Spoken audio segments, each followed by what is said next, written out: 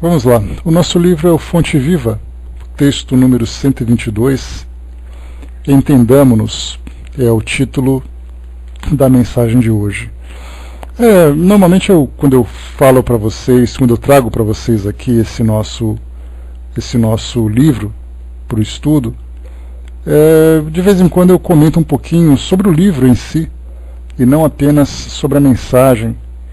E é sempre bom a gente reforçar isso para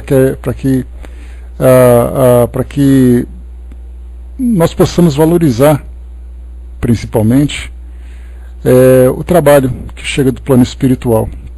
Então nós tivemos, só para a gente poder entender um pouquinho a cadeia de desenvolvimento desses trabalhos de publicações, nós conhecemos Chico Xavier, o médium que psicografou essa obra, e podemos também fazer um paralelo com todos os demais médiuns que trazem livros para os nossos estudos.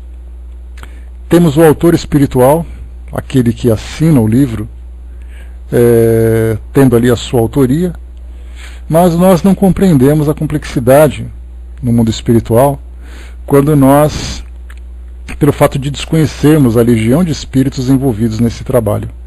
Então um livro como Fonte Viva, como Vinha de Luz, como tantos outros livros que trazem mensagem para nós, dá a impressão de que é um único espírito que trabalha, um único espírito que separa aquelas passagens, um único espírito que responde, que atende aquelas reflexões, mas na verdade nós temos ali uma grande legião de espíritos que trabalham em conjunto. Essa legião procura então apresentar para nós os diversos aspectos para entendermos melhor os ensinamentos que chegam para nós do Evangelho, que, como nós estamos habituados a estudar no Evangelho segundo o Espiritismo, onde nós temos ali passagens do Novo Testamento, temos comentários de Kardec, temos algumas mensagens que chegam para nós compondo as instruções dos Espíritos, e na verdade esses livros como Vinha de Luz, Pão Nosso e outros livros que trazem passagem dos Evangelhos, também é uma outra forma de nós estudarmos.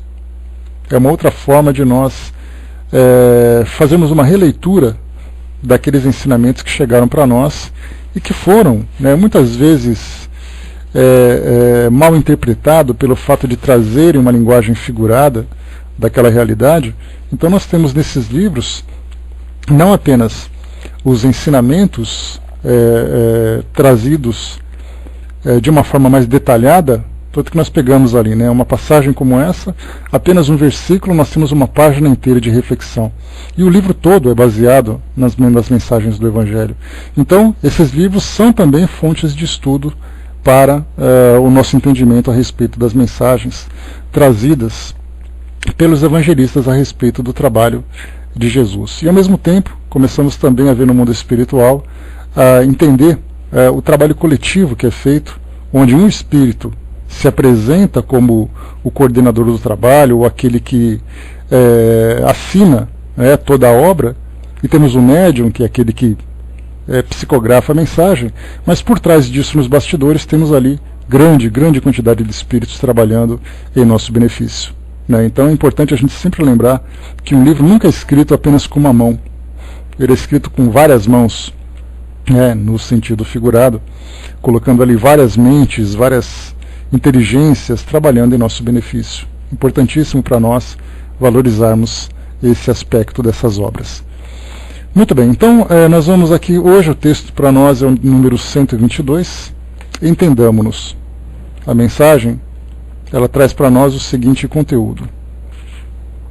É uma passagem, uma carta, no primeiro livro de Pedro, capítulo 4, versículo 8, e a mensagem diz assim: mas, sobretudo, tende ardente caridade uns para com os outros. Aqui traz para nós uma mensagem que desperta em nós uma visão mais social, uma visão mais coletiva do mundo onde nós vivemos. Aqui fala ardente caridade uns para com os outros, e nós podemos, saindo um pouco da expressão caridade, no sentido de auxílio, no sentido de doação, como normalmente é compreendido, e nós entramos agora na caridade moral, aquela que nós temos estudado durante essa semana, nós podemos entender essa ardente caridade uns para com os outros, falando exatamente sobre respeito, falando sobre compreensão. E essa mensagem, ela nos auxilia exatamente na nossa convivência uns com os outros, na convivência com aqueles que nós conhecemos, na convivência com aqueles que nós não conhecemos, naqueles que de alguma forma auxiliam no desenvolvimento da sociedade onde nós vivemos, através do seu trabalho, através da sua participação.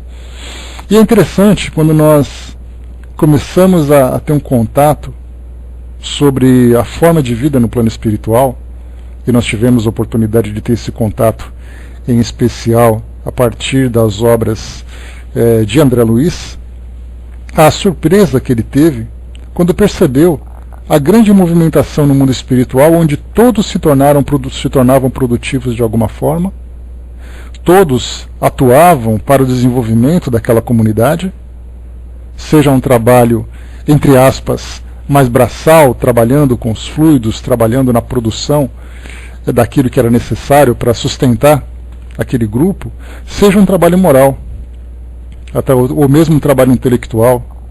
Então nós vimos naquela explicação que foi trazida para nós, naquele esclarecimento, as mentes mais privilegiadas, os intelectos mais elevados trabalhando na coordenação, até mesmo aqueles que são os mais simples, que muitas vezes utilizavam o trabalho como uma terapia, daquilo que é chamado de laborterapia, para poder se recuperar, se reequilibrar de todos os desequilíbrios que sofreu em virtude da sua desencarnação perturbada, uma vida muitas vezes tomadas por vícios, por perturbações, e então durante a sua desencarnação passa por todo aquele sofrimento, e não há melhor forma de retomar o equilíbrio do que o trabalho.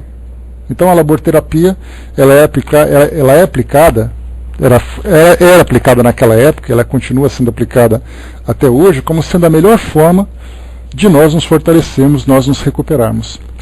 Então mesmo esses espíritos que eram considerados pacientes, que chegavam ao plano espiritual e começavam então a trabalhar em benefício da própria recuperação, não se davam conta que aquele trabalho que era realizado também beneficiava a própria comunidade. Então uns trabalhavam diretamente para colaborar com o grupo, outros trabalhavam e indiretamente colaboravam também com o grupo. E o mais importante de tudo, o que nós aprendemos nesse entendimento a respeito do mundo espiritual, é exatamente a valorização de cada um e qualquer esforço. Não importa o que o indivíduo faça ou o que ele seja capaz de fazer, aquele trabalho é valioso, porque é o máximo que ele pode oferecer naquele momento. E aquela contribuição certamente beneficiará a todos. Porque é muito simples, nós, por exemplo, que vivemos nas nossas cidades, eu ia falar nas grandes cidades, mas esse seria um problema que afetaria qualquer cidade.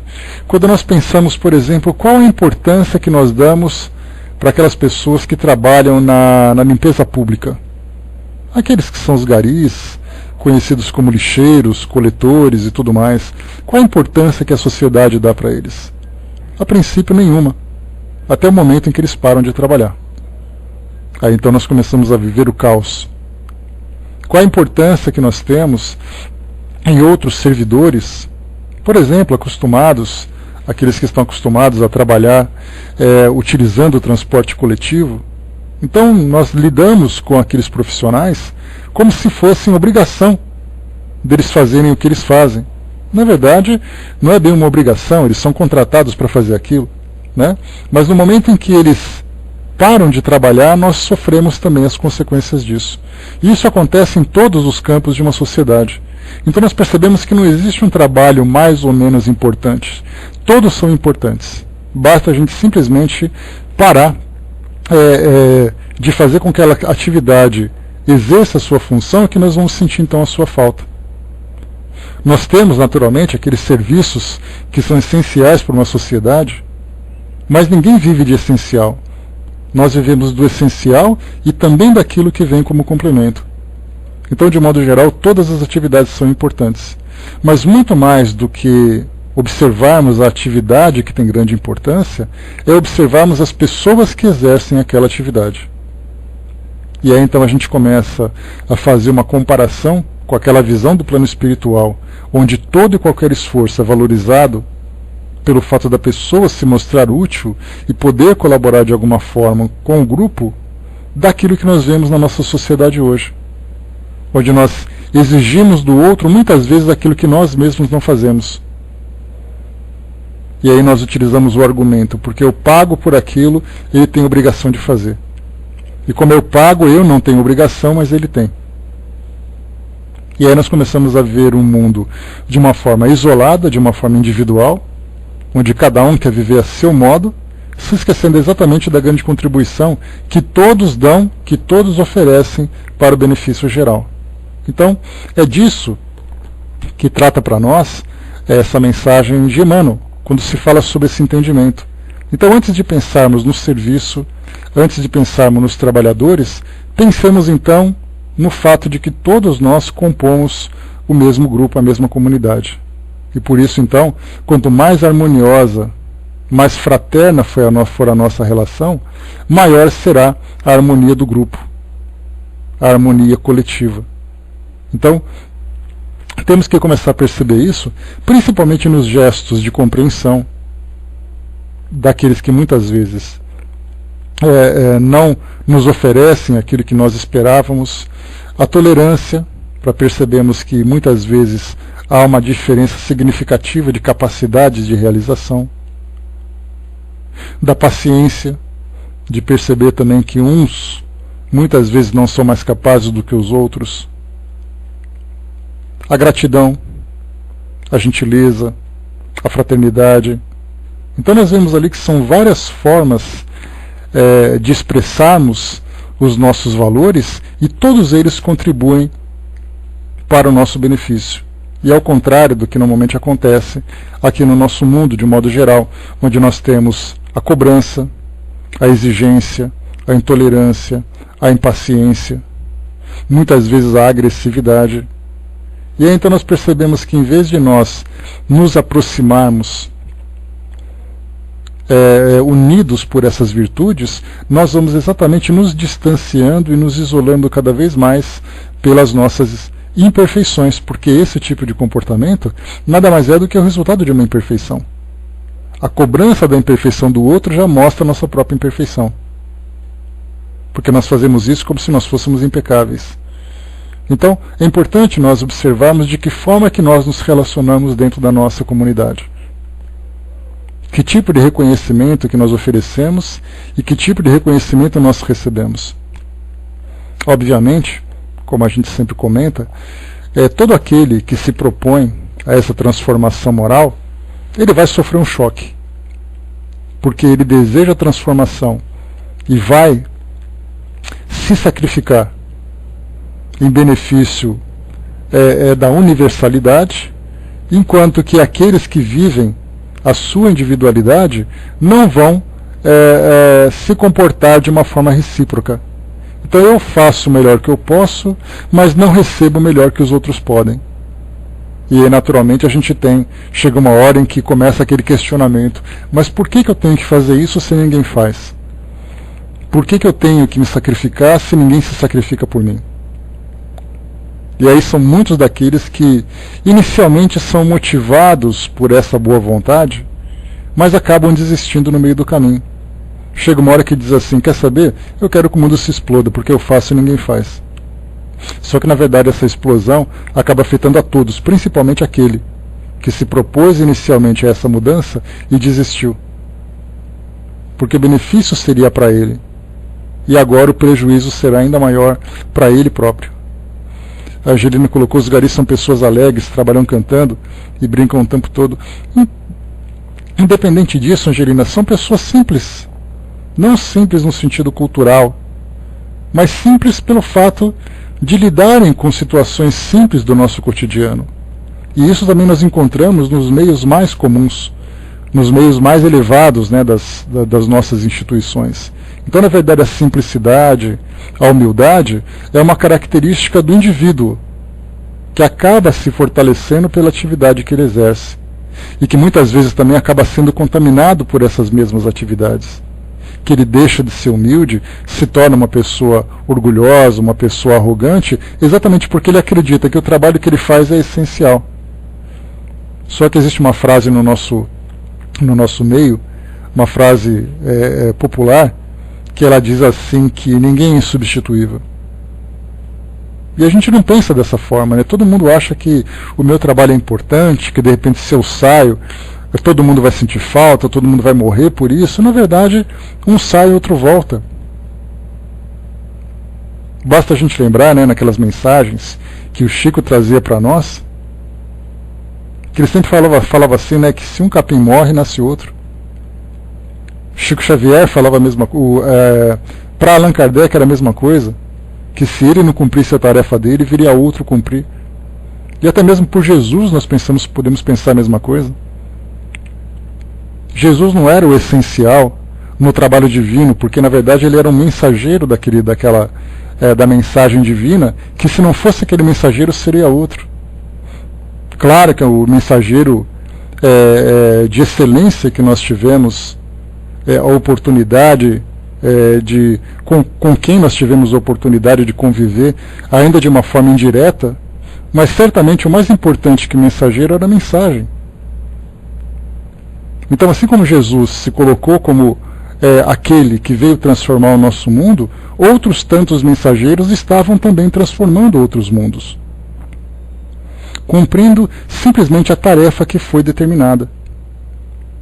Então o único que não pode ser substituído, que nós entendemos, é exatamente Deus, que é a onipotência, que é a onipresença, que é a onisciência. Todos os demais são substituíveis de acordo com suas capacidades. Então nós temos vários exemplos no nosso mundo de pessoas que marcaram um determinado momento e simplesmente o passou. Outras fases chegaram, outras pessoas herdaram, deram continuidade ou interromperam aquele trabalho.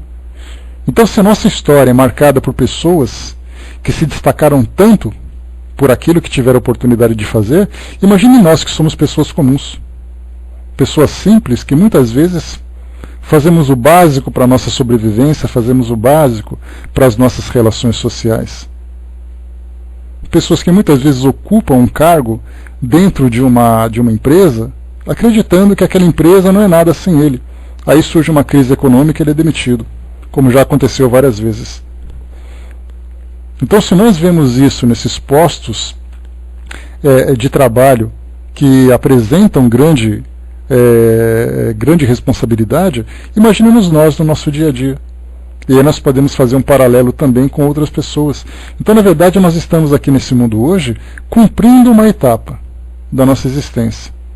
Essa etapa tem um tempo de início, tem um tempo de término. E aí então nós daremos continuidade na nossa existência, muitas vezes sendo percebidas, né, a nossa existência sendo percebida por um pequeno grupo, sem grandes repercussões. Quantos e quantos indivíduos passam pelo mundo simplesmente sequer sendo conhecidos, a não ser ali pelos seus vizinhos, pelos seus parentes, não deixaram nenhuma marca, em termos de conquistas, de conquistas históricas, mas que muitas vezes tiveram uma vida digna pelo pequeno reconhecimento que teve, de acordo com sua capacidade, daquilo que o outro podia fazer. Ou seja, ele estava então, de uma forma direta, envolvido com o desenvolvimento moral da sociedade, através do trabalho dedicado que fazia, através do reconhecimento, do respeito com as pessoas. Esses sim deixavam suas marcas morais. Muitos deixaram marcas históricas e simplesmente não saíram como pessoas que não conseguiram entender o significado, por exemplo, do amor, da fraternidade, da harmonia. Fizeram grandes trabalhos intelectuais, mas moralmente passaram insignificantes, como insignificantes. Então por isso nós vemos que nessas nossas relações, a grande importância de nós valorizarmos sempre e cada vez mais esses valores que nós estamos aprendendo a desenvolver. A Maria colocou para nós, né, tudo passa, nosso trabalho é importante em qualquer área, mas não é insubstituível. Certamente, né, me lembro de uma frase que foi dita certa vez, num programa que eu assisti, que diz assim que ninguém é insubstituível, mas algumas pessoas vão fazer falta no momento em que elas deixarem de fazer parte daquilo. Então certamente nós sentimos falta da pessoa por aquilo que ela representou, mas da tarefa que ela realizava, certamente ninguém é substituível. A Paty colocou, né, eu tenho ficado um tanto preocupada com a falta de comprometimento com o trabalho, principalmente entre os mais jovens. Paty, é aquela história de que em que nós aprenderemos com as nossas próprias experiências. Né? Então, se por acaso nós temos hoje uma geração que não se mostra comprometida com aquilo que precisa fazer, é resultado da educação, é resultado do estilo de vida que nós adotamos. Como nós sabemos que existe, e a doutrina nos apresentou isso de uma forma muito clara, existe uma lei natural que rege o nosso mundo. Essa lei natural, ela tem o objetivo de conduzir tudo e a todos para o progresso, para a evolução, de uma forma harmônica com Deus, que é a inteligência suprema, a causa primeira de todas as coisas. Essa lei natural, ela vai nos levar, seja de uma forma harmoniosa, seja de uma forma turbulenta, a essa transformação seguindo em direção a Deus. Então, se por acaso nós adotamos um estilo de vida que ou atrasa ou desvia nossa trajetória desse objetivo final, nós seremos naturalmente forçados a retomar esse mesmo caminho.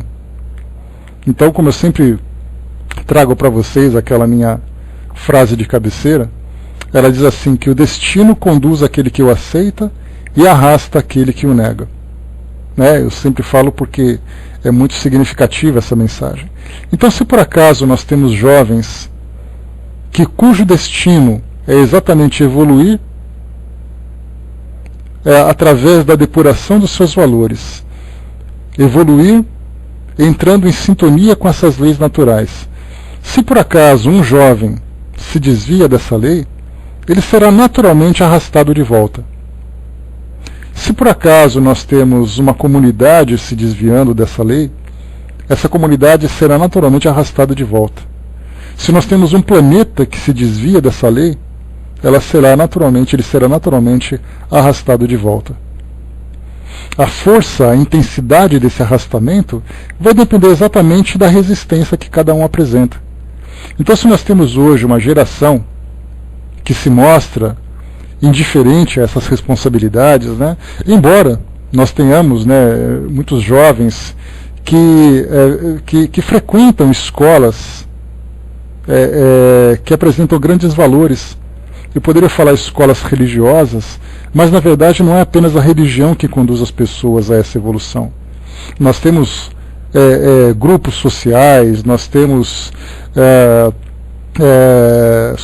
grupos paraeducativos, nós temos grupos religiosos de evangelização, de educação religiosa. Né? Então, hoje nós temos muitos jovens que ao mesmo tempo que vivenciam essa experiência para tentar conquistar o seu espaço no mundo que vivem, seja na sociedade, seja no mercado de trabalho, esses mesmos jovens também frequentam essas comunidades, despertando suas consciências. Então, felizmente, nós podemos dizer que não é toda a juventude, toda uma geração perdida. São jovens que estão tentando, né, e como a juventude sempre foi uma fase de transição bastante dramática, e foi assim para todos nós também. Uma fase de dúvidas, uma fase de medo, uma fase de rebeldia. Então, nós estamos aprendendo, no nosso dia a dia, no nosso cotidiano, a compreender exatamente o sentido das nossas existências. Claro que você não precisa necessariamente falar sobre Deus, falar sobre o mundo espiritual, basta você falar em se tornar uma pessoa melhor.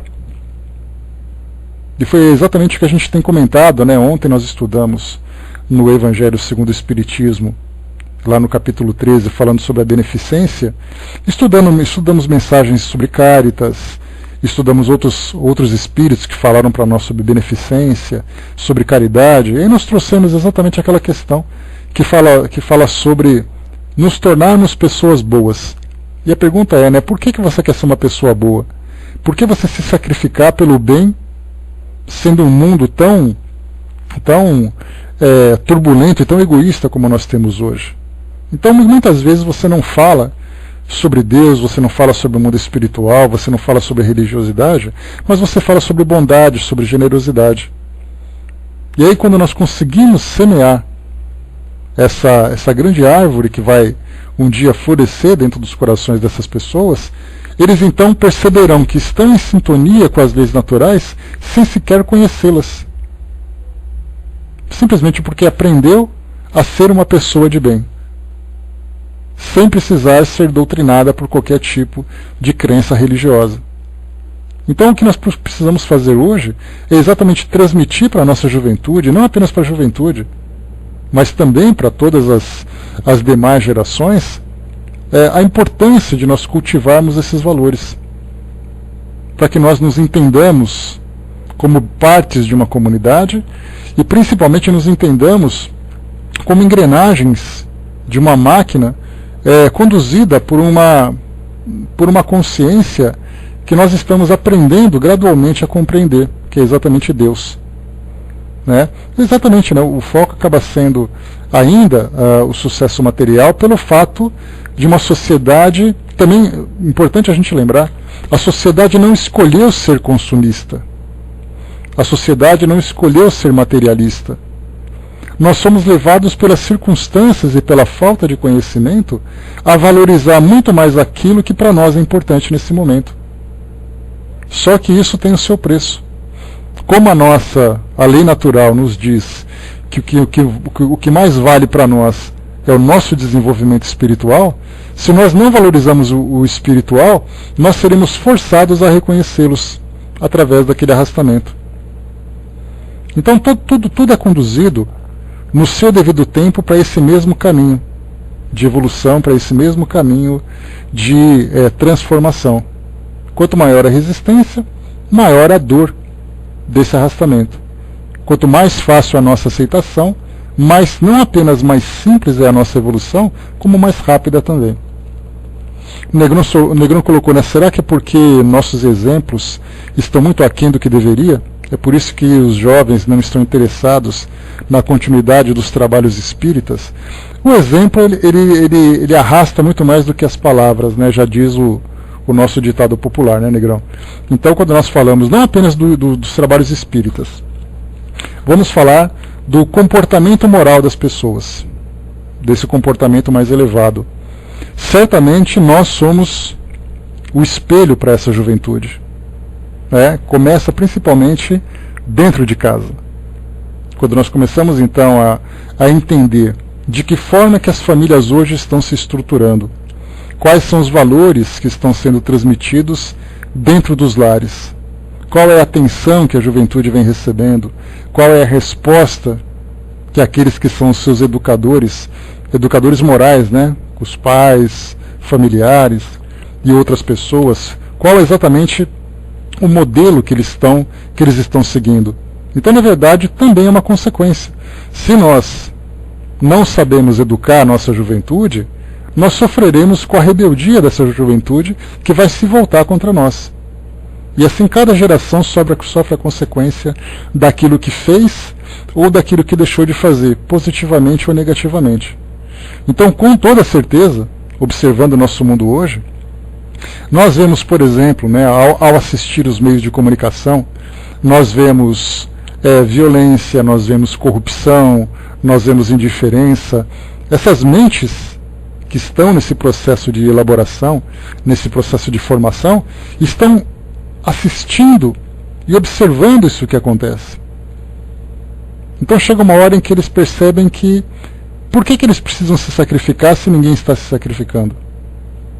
Que é a mesma coisa que acontece conosco. Nós temos hoje, por exemplo, o comportamento que trata da sexualidade. Hoje nós temos uma juventude precoce adentrando pelas práticas, pelos relacionamentos íntimos com práticas sexuais, sem terem responsabilidade, mas fazem aquilo que todo mundo faz. Fazem aquilo que se mostra nos meios de comunicação, fazem aquilo que se fala dentro de casa. E aí, então, qual é a consequência disso? Todos esses danos que nós estamos vendo hoje. Então, com toda certeza, todas as gerações que chegaram antes têm responsabilidade de educar, de orientar as gerações que chegam depois. Se por acaso não faz a coisa como deveria fazer, sofrerá as consequências. Então nós estamos vivendo, como a gente comenta aqui no nosso mundo hoje, uma crise moral significativa. Talvez como nunca antes tenhamos vivido. Porque durante muito tempo nós vivemos situações que acontecem no nosso país, por exemplo, no passado, quando se falava sobre a escravidão, quando se falava sobre ditadura e tudo mais. Então eram movimentos que aconteciam de época em época, que eles foram naturalmente sendo transformados, porque nós tínhamos aqueles que praticavam e aqueles que eram contra. Hoje nós vivemos uma crise moral que ninguém sabe mais o que é certo e o que é errado. Nós simplesmente perdemos a referência de quais são as condutas, e os poucos exemplos que sobraram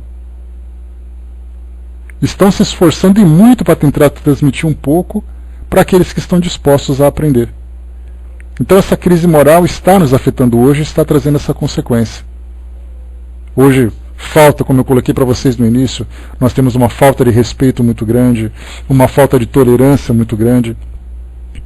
Então quando você se torna impaciente, quando você se torna agressivo, se torna intolerante, é importante reconhecer também que o contrário também acontece. As pessoas também se tornam intolerantes conosco, se tornam impacientes e também se tornam agressivas. Então todo mundo sai na rua esbravejando, gritando, fazendo protestos e coisa e tal, mas ninguém se dá conta que muitas vezes protestam contra ela também.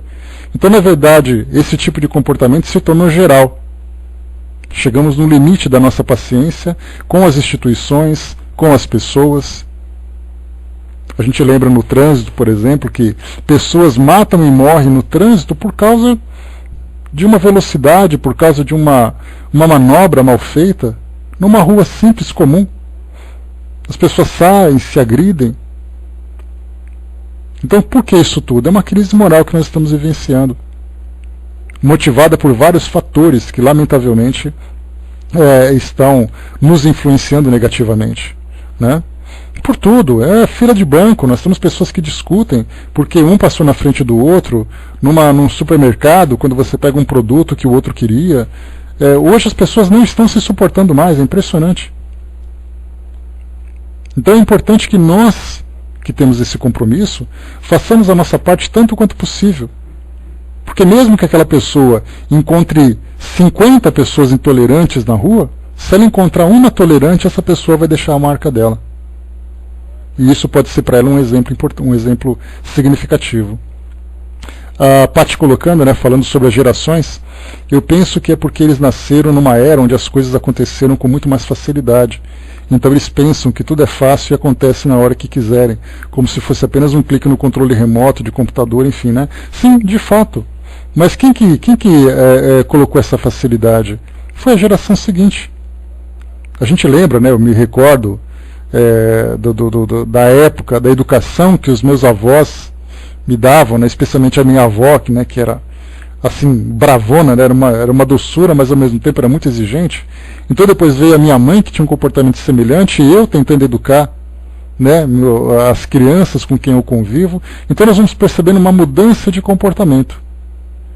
E ao mesmo tempo que nós percebemos que existe um afrouxamento na educação, muitas vezes também existe como é que nós podemos dizer, uma forma de tratamento diferente. E isso poderia configurar uma falta de respeito, isso poderia considerar uma certa indiferença, uma certa falta de preocupação. É difícil para nós simplesmente dizermos o que foi feito de certo, o que foi feito de errado, mas basta a gente observar, analisar o que a gente está vendo hoje, e dali nós tirarmos as próprias conclusões. Dentro de casa, muitos pais dizem assim, mas o que eu fiz de errado para meus filhos se comportarem desse jeito? É só analisar o comportamento e ver o que aconteceu. Que nós vamos encontrar as causas e depois tentar trabalhar pelas soluções. Né? A Paty colocou também, né? Mas de alguma maneira a nossa geração começava a trabalhar cedo, estudava e trabalhava ao mesmo tempo. A educação era mais cobrada, se fosse pelo exemplo, deveriam levar isso em conta. Mas sabe o que acontece, Paty? Analisando esse detalhe, a gente lembra que na nossa época, né, onde nós tínhamos uma família com uma estrutura diferente, o mundo tinha uma situação diferente. Basta a gente lembrar, como nós conversamos essa semana, falando sobre o crescimento do nosso mundo, a modificação do nosso mundo. Os nossos pais e os nossos avós viviam um mundo diferente, onde nós tínhamos os pais homens, trabalhando, e as mães ficando em casa cuidando da família. Dava atenção para os seus filhos, procurava de alguma forma acompanhar a sua evolução, seu desenvolvimento. Depois de 20, 30, 40 anos para cá, as mães também, observando a necessidade, também querendo a sua própria independência, começaram a trabalhar. E aí então nós percebemos que os jovens começaram a ficar mais soltos.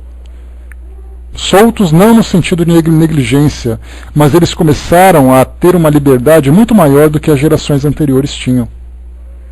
Começaram a se tornar mais ousados, muitas vezes até mais irresponsáveis, e acabaram depois adquirindo uma certa malícia que naquela época, na nossa época,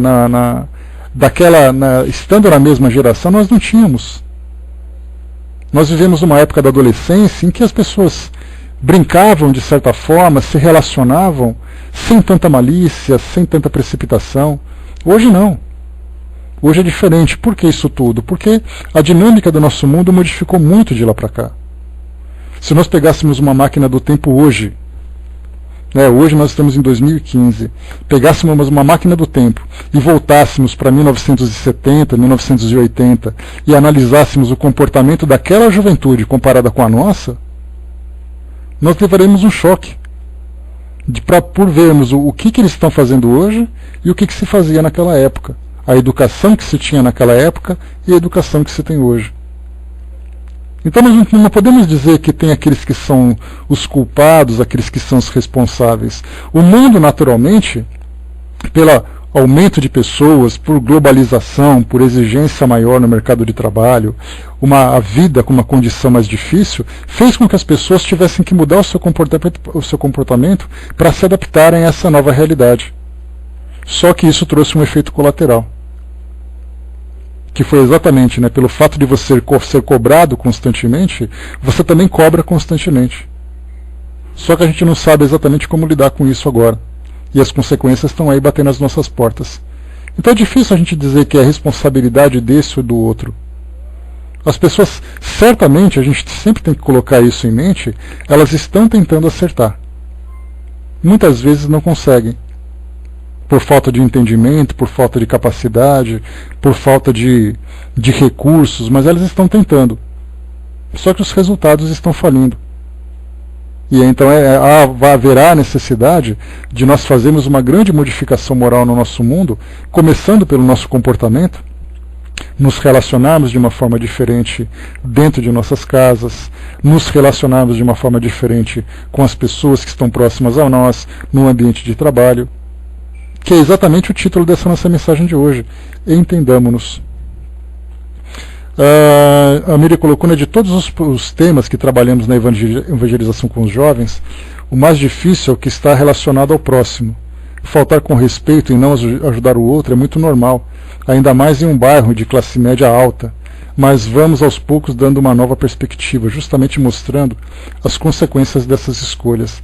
Isso é importante, fazer esse trabalho dentro de casa, nos grupos que trabalham com evangelização, com moralização. Lembrando sempre que essa não é uma responsabilidade de igrejas, de instituições religiosas, mas nós temos várias instituições no nosso mundo hoje que têm esse papel de procurar transformar a mente dos jovens. E principalmente porque hoje eles estão muito mais atentos àquilo que acontece. Existe uma percepção muito mais apurada da parte deles pelo fato de estarem relacionados com tecnologia, com informações que chegam de uma forma muito dinâmica. A gente lembra, por exemplo, né, basta voltar um pouquinho no tempo, não é o nosso tema falar de juventude, mas a gente fala do nosso mundo hoje. Né, eu vivi numa época em que na escola você se levantava quando o professor entrava na sala. Eu não chamava minha mãe, não chamava minha avó de você, jamais. Se chamasse isso, primeira coisa vinha o tapa na boca, né, mas depois, quando a gente sai do tapa na boca, a gente sente que é uma falta de respeito com esse tipo de tratamento. Hoje as crianças jogam cadeira na cabeça dos professores. Hoje os pais são agredidos dentro de casa. Então isso é uma consequência grave dessa mudança de comportamento, onde nós oferecemos muita liberdade sem exigirmos a responsabilidade. Rapidamente aqui, deixa eu ler o nosso texto de hoje, que a gente está conversando bastante sobre o tema, mas eu acabei não lendo. Então vamos aqui só para a gente absorver a mensagem, embora a gente já tenha conversado sobre isso. Então, entendamo-nos, é o título da mensagem, o trecho que foi selecionado, primeiro livro de Pedro, capítulo 4, versículo 8. Mas, sobretudo, tende ardente caridade uns para com os outros. Não existem tarefas maiores ou menores. Todas são importantes em significação. O homem será respeitado pelas leis que implanta, outro será admirado pelos feitos que realiza. Mas o legislador e o herói não alcançariam a evidência em que se destacam sem o trabalho humilde do lavrador que semeia o campo e sem o esforço apagado do varredor que contribui para a higiene da via pública. Não te isoles, pois, no orgulho com que te presumes superior aos demais. A comunidade é um conjunto de serviço, gerando a riqueza da experiência. E não podemos esquecer que a harmonia dessa máquina viva depende de nós. Quando pudermos contribuir, quando pudermos distribuir o estímulo do nosso entendimento e de nossa colaboração com todos, respeitando a importância do nosso trabalho e a excelência do serviço dos outros, renovar-se-á a face da terra, no rumo da felicidade perfeita. Para isso, porém, é necessário nos devotemos à assistência recíproca, com ardente amor fraterno. Amemos a nossa posição na ordem social, por mais singela ou rudimentar, emprestando ao bem, ao progresso e à educação as nossas melhores forças. Seremos compreendidos na maneira da nossa compreensão. Vejamos nosso próximo no esforço que despende e o próximo identificar-nos-á nas tarefas a que nos dedicamos. Estendamos nossos braços aos seres que nos cercam e eles nos responderão com o melhor que possuem. O capital mais valioso, mais precioso da vida é o da boa vontade.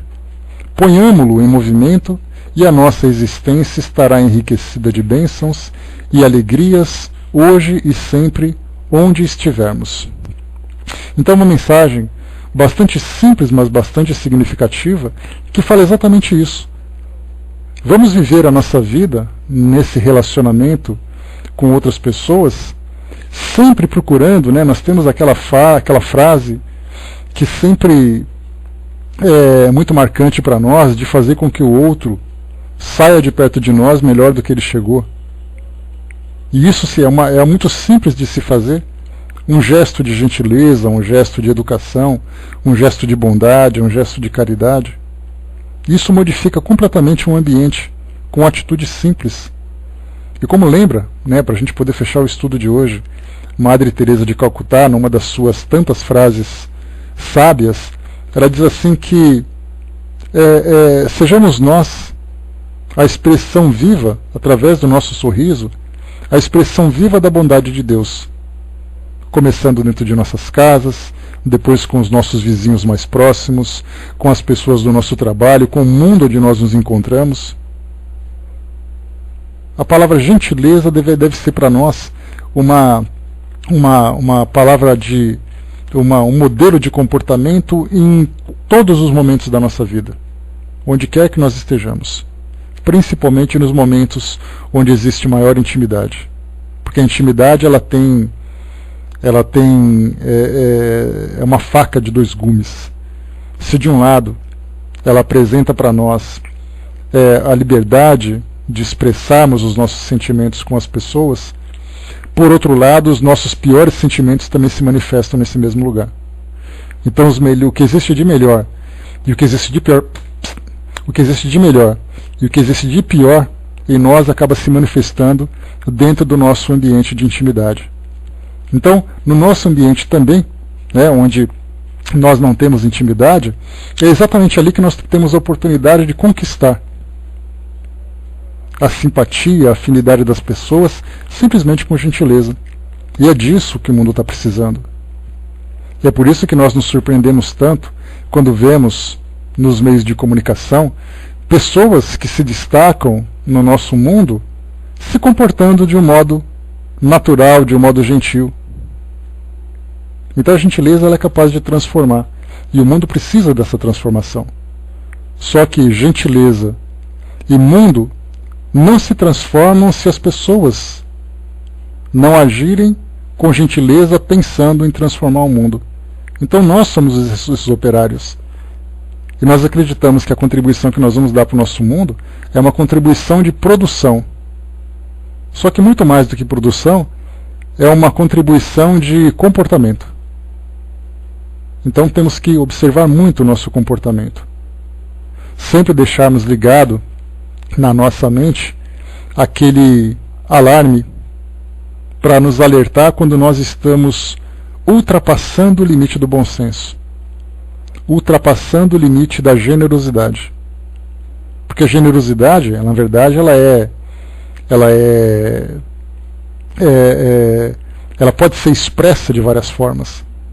A generosidade através da educação, a generosidade através do auxílio, através da caridade. Se expressa de várias formas.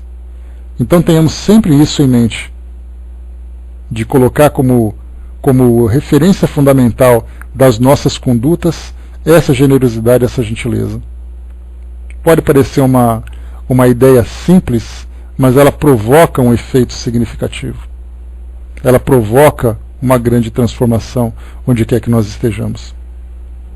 Então é isso, pessoal. Fechando por aqui então o nosso estudo de hoje. Mensagem simples, mas mensagem importante, né? Lembremos sempre que não é o fato de nós não ocuparmos grandes posições ou termos grandes resultados no nosso trabalho que nós não possamos fazer, dar a nossa contribuição.